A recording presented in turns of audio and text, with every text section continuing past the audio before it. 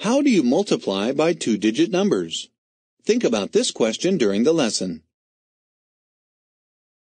Sammy's car wash had 38 full-service car washes in one day. How much money did Sammy's car wash make in one day from full-service car washes? What operation should we choose to join equal groups? Multiply to join equal groups. What numbers would you multiply to solve this problem? Multiply $12 times 38. What do the numbers represent? The numbers represent the price of a full-service wash and the number of washes. Multiply the ones. Regroup. Regroup 16 ones as 1 10 and 6 ones. Multiply the tens. Regroup. Add the partial products. Sammy's car wash made $456. If you did not use the shortcut that you learned in the last lesson, how many partial products would there be? There would be 4 partial products. How would you write each of the 2 partial products shown as a product of 2 factors? The partial products are written as 38 times 2 and 38 times 10. If you did not use the shortcut that you learned in the last lesson, these would have been the partial products.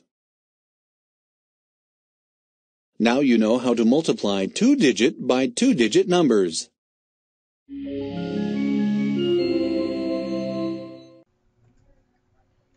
Today we're going to talk about Unit 2, Lesson 4, multiplying two-digit by two-digit numbers. Now, this isn't very much different than multiplying by a one-digit number. We just have one extra step added in. Let's take a look at a number. Let's do 23 times 15. Now, if you take a look at this, the reason this is two-digit by two-digit is this first number has 2 digits, and the second number has 2 digits. Now, we already know how to multiply a two-digit number by a one-digit number. If I were to ignore this 1, we already know how to do this. We know that we would multiply the 5 by the 3, and then multiply the 5 by the 2, and voila, we would have the answer. We're still going to do that. The only difference is now we're going to add in a digit on the bottom. The important thing for you for this lesson and for future lessons when it comes with multiplying is to understand that this digit that I'm adding in right here, what it represents. This digit is a 1, and it's sitting in the tens place. So right here is the tens place. We have the ones on the far right. It's the smallest whole number place. And then we have the tens that comes right after it. So this 110 really equals 10. Think of it like money. If I gave you one $10 bill, how much money would you have? You would have $10. So this 1 doesn't represent a little old 1 all by itself. This 1 really represents 1 tens or 10. 110 equals tens. That's going to be really important when we come into the second step of multiplying two-digit numbers. Now, first things first, what I want to do is I want to kind of completely ignore that 1. So I want you to ignore that 1, pretend it's not there. I'm going to put a rectangle around over it and fill it in, and we're going to completely ignore it. So I want to fill it in, and we're going to pretend that it's not there. So give me a second to fill it in.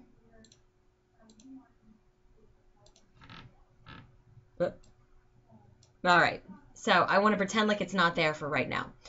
So we're going to first solve 5. We're going to first solve for the ones, for the 5. So just like we did in yesterday's lesson, I'm going to multiply 5 times 3. That gives me 15. Put down the 5, carry the 1, and circle it so we don't forget about it. Now I'm going to do 1 times 2. You can draw the little lines if that helps you to remember to make sure that you multiply each digit. Now I'm going to do 5 times 2, that equals 10. Add in that 1, and I get 11. All right, now I'm done with the 5.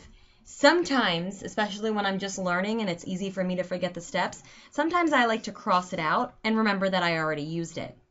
Now that I'm done with the 5, I'm going to bring back that 1, and I'm going to now use the 1 to multiply. Now, the important thing to remember, like I said, is that that 1 really equaled 1/10 or 10. So when I multiply everything, the 3 and then the 2, I'm really multiplying by 10, but like we learned before, we always try to make problems easy. So I'm going to take that 0 away, and I'll, not have to worry about it for right now. So what I'm going to actually do is I'm going to take that 0 from the 10. I'm going to take that 0 from the 10, and I'm going to move it down here. We'll make it a little bit bigger. I'm going to move it down here so that I don't have to worry about it. Because I know that everything times 10 is going to have a 0 at the end. I take that 0 and add the 0 at the end. So I can just take that 0 that's attached to that 10 right now and just move it down to the bottom. So that 1, which really equals 10, I just write a 0 down to represent the 0 in 10, and now I just multiply like if it's a 1. I got rid of its 0, now I'm just going to multiply a regular old 1. You always want to remember to put your 0 down in the ones place before multiplying your second number. The reason we did that I just explained. That 1 really equals a 10, so everything I'm multiplying it by 10, so I need to put a 0 down here so that I can multiply the correct places. Always put a 0 down because that 1, like I said, represents a 10. Now I can multiply like this was a normal old 1. So I'm going to start by always multiplying this digit by the ones place. So we're going to always start with multiplying the ones place. In this case, has a 3 in it. So I'm going to do, I'm going to do 1 times 3. 1 times 3 equals 3. I don't have anything that I need to carry. And then 1 times 2 equals 2. Now, each one of these pieces is considered a partial product. 115 was the product of 5, and then 230 is the product of the 10, the 1 in the tens place, times 23. Now, what I want to do with these partial products is I want to put them back together. When we put two numbers together, we're adding. So I'm going to add these numbers to get to my final answer. 5 plus 0 is 5, 1 plus 3 is 4, 1 plus 2 is 3. So 23 times 15 is 345. Let's try another problem. And I keep hitting the wrong button. Sorry, guys. Let's try another problem. Let's try 46 times 23. 46 times 23. So first I'm going to ignore the 2. I'm going to focus on the 3. I'm going to multiply just like if the 3 was all by itself. 3 times 6 is 18. Put down the 8, carry the 1 and circle it. 3 times 4 is 12. 12 plus 1 is 13. Here's my first partial product. I'm done with the 3, so I'm going to cross it off so I know not to use it again. Now I want to come work with that 2, but that 2 is in the tens place. That 2 really equals 0. So I'm going to take the 0 from the 20, the 0 from the 2 in the tens place, which equals 20. I'm going to put that 0 down here. And now I can multiply like if this was a regular old 2. Now that I've gotten rid of that 0, I'm just going to multiply like it was a regular old 2. And I always start by multiplying this number by the number on top in the ones place. So I'm going to multiply over here. 2 times 6. Let me change my color. 2 times 6 equals 12. Put down the 2, carry the 1, and circle it. Always remember, when you've used something, cross it out so you don't try to use it again. Now 2 times 4 equals 8. 8 plus 1 equals 9. So my partial product for the 2 is 920. Now I want to put those together to find my final answer. 8 plus 0 is 8. 3 plus 2 is 5. 1 plus 9 is 10. Count my comma for my comma. 1, 2, 3, comma. My final answer is 1,058. Let's try another one. So really easy. Let's do 62 times 34. First thing I want to do is I want to multiply the 4 times my 2 and times my 6. So I'm going to do 4 times 2 is 8, nothing to carry. 4 times 6 is 24. I can just write the 24 since I don't have any other places or any other digits in the number 62. Now I'm going to move down here and use the 3. I want to cross off the 4 because I've used it. And now I want to come work with that 3. Remember that 3 really equals 30 because it's in the tens place, 3 tens.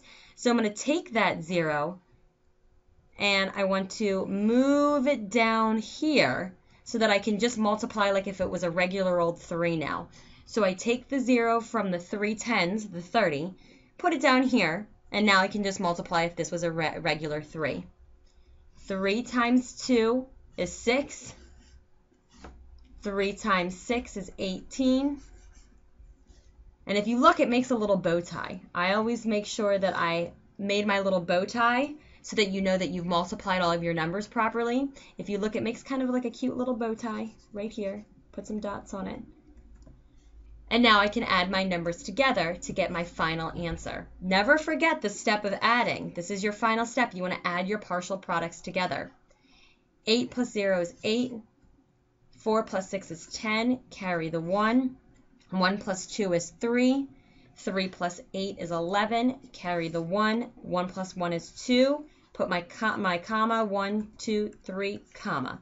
So my final answer is 2,108. Let's try one more.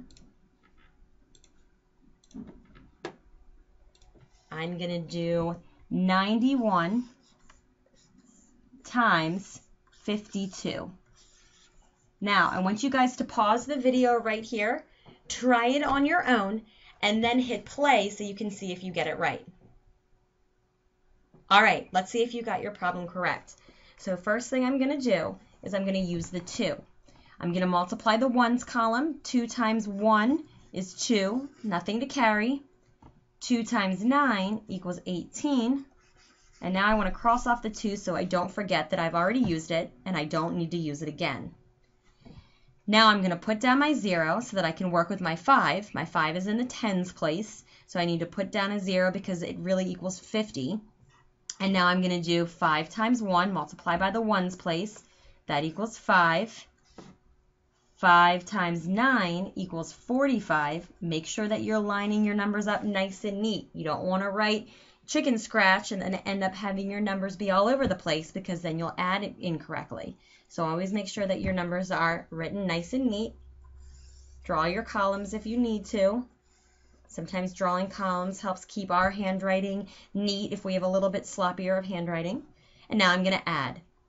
2 plus 0 is 2. 8 plus 5 is 13. Put down the 3, carry the 1. 1 plus 1 is 2. 2 plus 5 is 7. And bring down the 4. Now I'm going to count 1, 2, 3, comma. And my final answer is 4,732. I hope you guys got that answer as well.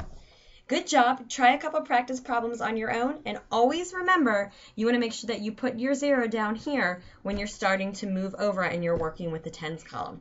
Excellent job, everybody.